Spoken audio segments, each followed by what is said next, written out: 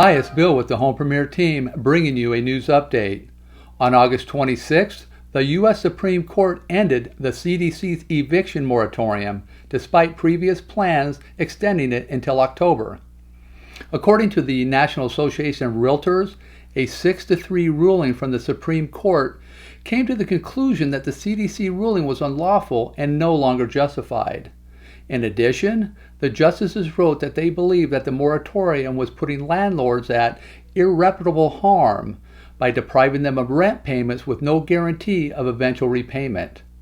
The NAR also made a statement about the ruling and in summary agreed that the Supreme Court ruling was correct. They believed that the eviction moratorium was putting hard financial strain on mom-and-pop housing providers and hindering property rights across America. What do you think? Was the Supreme Court right in ending the moratorium? Let us know in the comments and be sure to stay tuned for the next update. Thanks for watching.